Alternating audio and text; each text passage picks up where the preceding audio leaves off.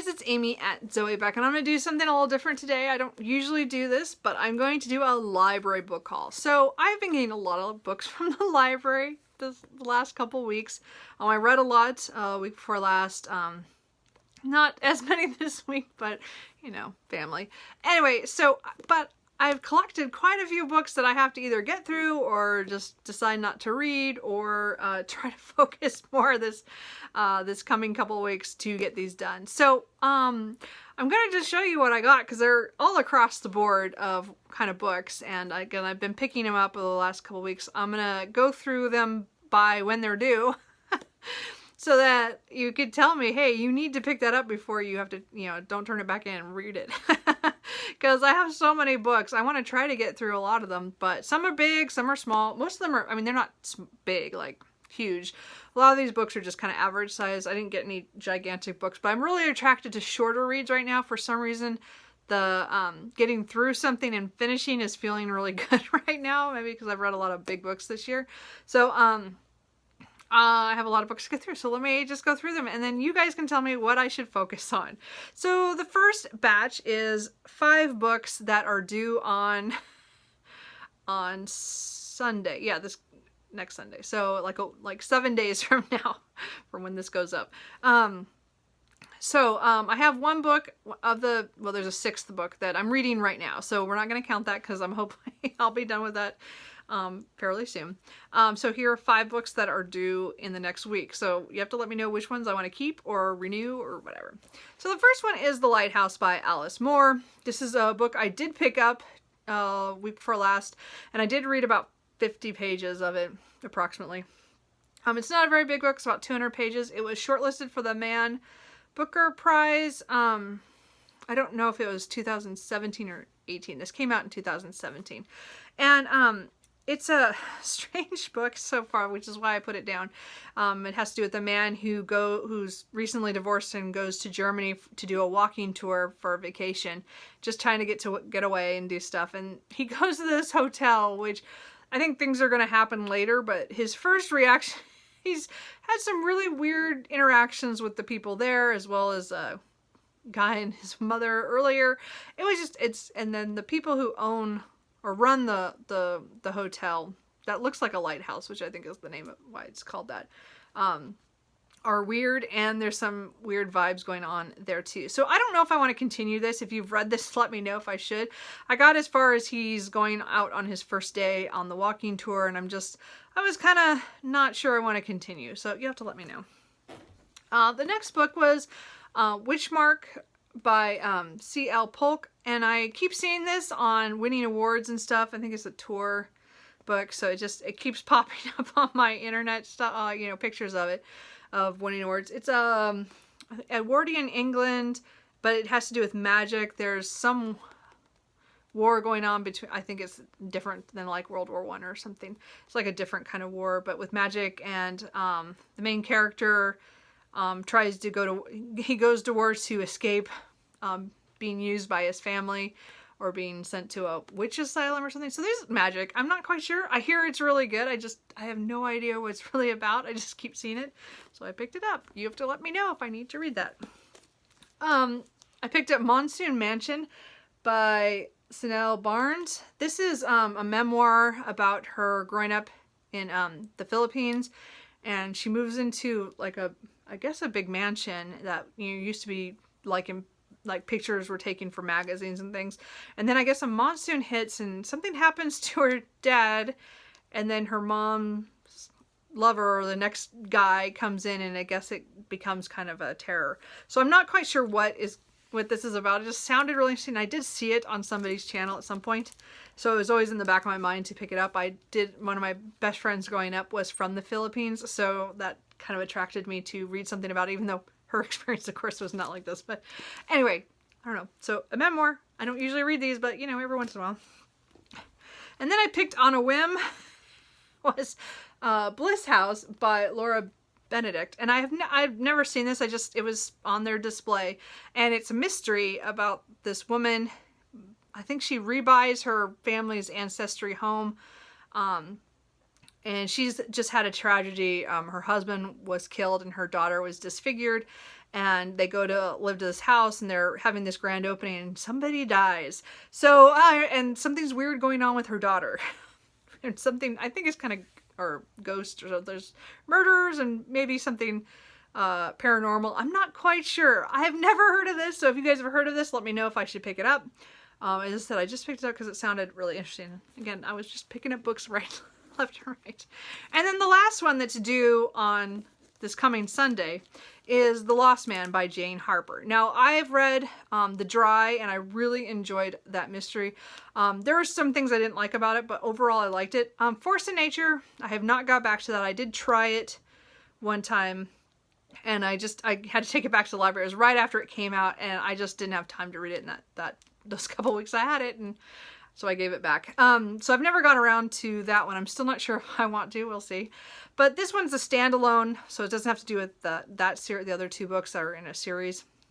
So this has to do with three brothers, and I think one of them, they live out in the bush, and one of them dies, but it's under mysterious circumstances. And then, so there's a lot of family secrets and other things, so we're not quite sure what's going on. I really do kind of want to read this, but I'm just not sure. It's one of the bigger books that I got. Well, they're all kind of big. These ones not too bad, but I just need to. There's so many books. Anyway, and then I have two books that are due. So let's see, they're due the Tuesday, because I came in right after I'd already been to the library, so I went back to pick them up.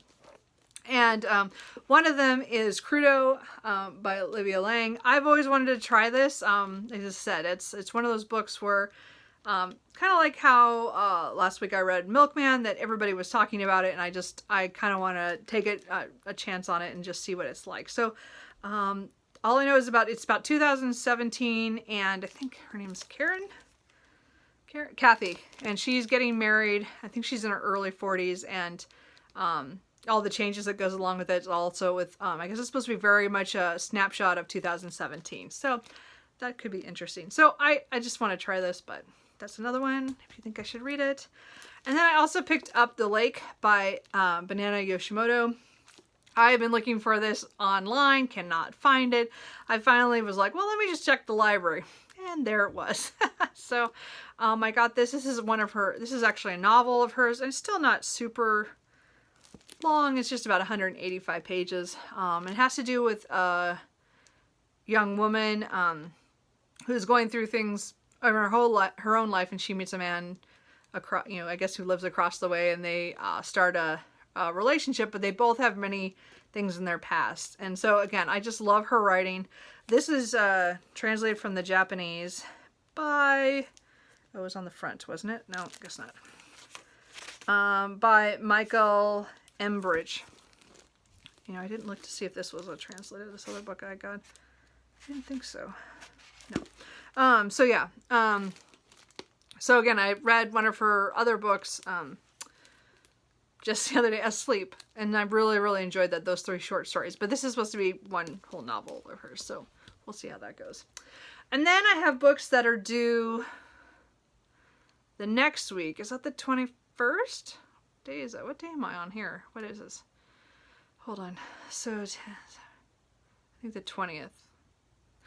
Whatever that Sunday is. I don't remember right off the top of my head.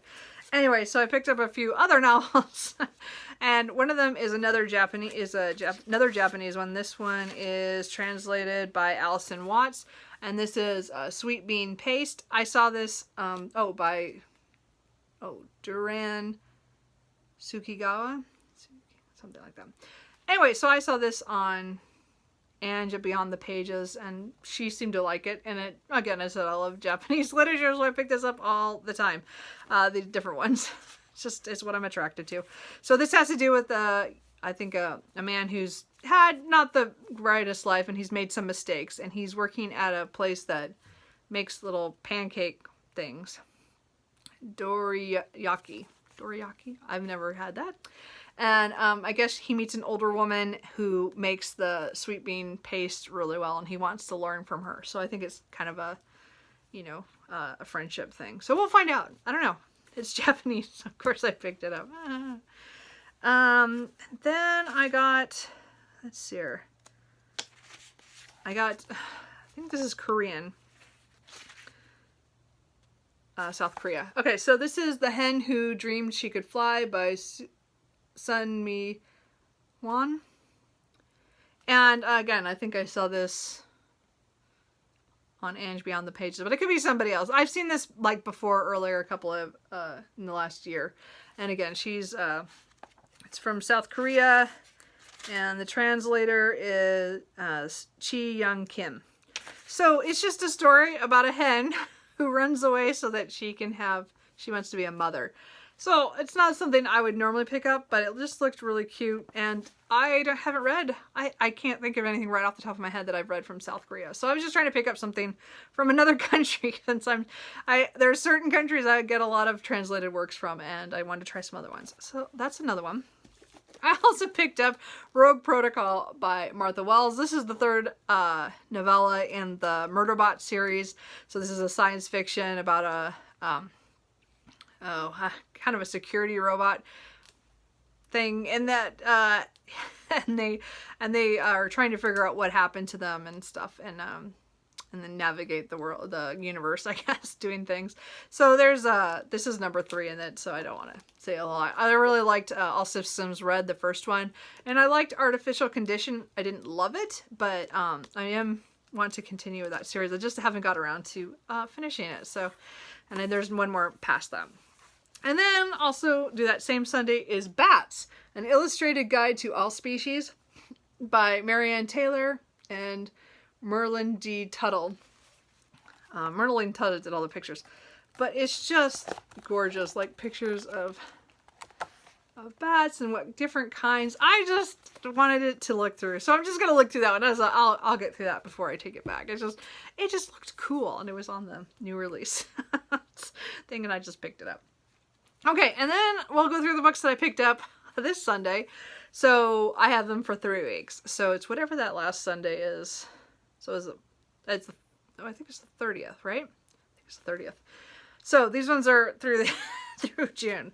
So the first one is it's Hot in Hellcat Canyon by Julie Ann Long. I'm not sure I'm gonna read this, but this is the pick for the summer romance book bingo that Sarah at Steeped in Books does, and it has to do with I guess I don't know if he's a superstar who breaks down in this little this canyon, this town, and he meets the waitress, and sparks fly. Who knows? It's not my normal kind of romance. Again, this is a contemporary, so it's very unlikely that I will get through it, but I still want to try it. So I got it from the library, because that's the group read for June. So I thought I would at least give it a shot.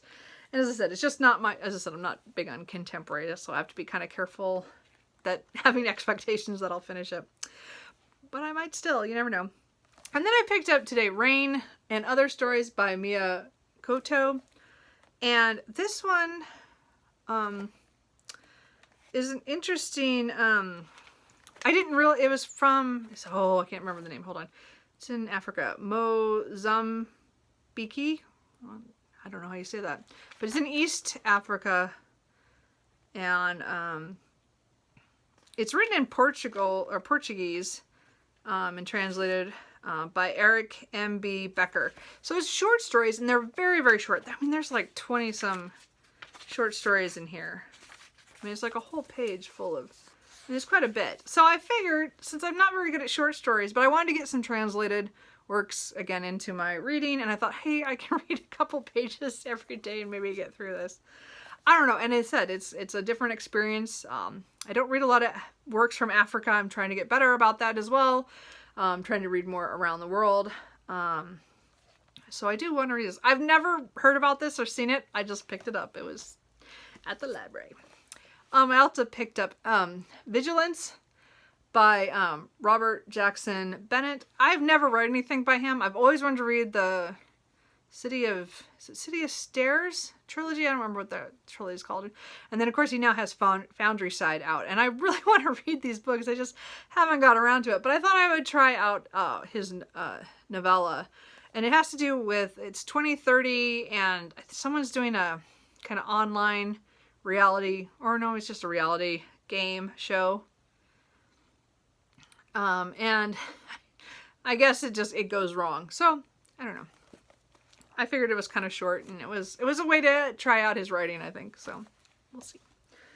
And it also is another another genre kind of thing, alternate future history. And then I got 2 mangas because I try to throw that in every once in a while just to try a new series. I've never tried Black Butler by Yana Toboso, and who is the I don't know who the translator is. Translator is Tomo Kimura. So all I know about this is there's this butler, and he's following after a 10-year-old, 10 or 12, hold on, 12-year-old, who somehow is very important in Victorian England. I'm not even sure, but I think I saw this recently on Shannon Ridler, so I thought I would give it a shot. Never read that series. I've seen that for years, just never picked it up. And then I picked up What Did You Eat Yesterday by Fumi Yoshinaga. And this has to do with 2 gay men and cooking. That's about all I know. It just looked interesting, and I thought, well, I'll just give it a shot. Pride Month. I don't know. I just thought it sounded interesting. I think I saw that on Shawn the Book Maniac. And then I got a couple books. Also got The White Book by Han King. I've never read anything by her. I've been meaning to, I just haven't. She's also South Korea. So that was the other, yeah. So I've not read any of her other books. I really want to read either Human Acts or The Vegetarian. I just have not picked them up. This one was just in the racks there, so I just picked it up. And she's translated by Deborah Smith, which I think does all her books. Anyway, so I'm not sure how I'm going to like this or not, but it looks like okay, I'm not going to say it's an easy read. I'm saying there's a lot of white space and there's short chapters. So again, it's one of those ones I might pick up. So anyway, I don't know, I'm trying these out. I also picked up An Extraordinary Union by Alyssa Cole. This is first one in her Civil War series. I don't remember what the series name is called. It's not in here. But it takes place, it's a freed slave former slave. She goes back to do something with the Civil War to help out. And I think the love interest is, because this is a historical romance, is a Pinkerton, a Secret Service. So he's trying to infiltrate the rebel enclave in Virginia. So they're both doing different things, I think, and then they work together. I don't know. I've heard this series is really good. I've been wanting to try this. I didn't get along with her contemporary series, The Reluctant Royals. I really wanted to because it sounds great, but again, contemporaries I have to be a little careful of right now. It's just they're not working. But I thought I would try. I've been wanting to try Alyssa Cole for to really try one of her other books. So I'm going to try this one, and hopefully that'll work. And then the last book is a book that I saw here on BookTube on Tally's channel, My Reading Days. She's been flashing it all the time, but she hasn't read it yet, so I don't know if it's good or not. But I asked my library to buy it, so of course I got it when they finally bought it. And that is Beautiful Revolutionary by Laura Elizabeth Willett. And this has to do with a woman who gets involved with the People's Temple or Jonestown. So I'm not sure really what happens. I didn't want to read too much into it.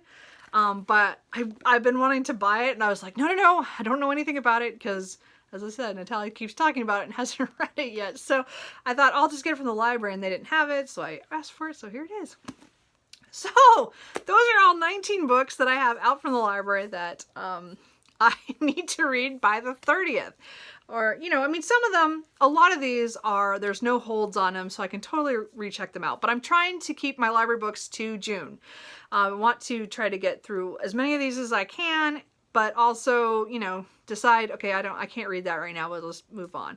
So if there's any books in here that you think I should prioritize, let me know. Any of them that you think, oh no, don't read that, or hey, you have to read that, or I want to know about that, let me know. And then we'll see how the rest of this month goes. Hopefully no reading slumps.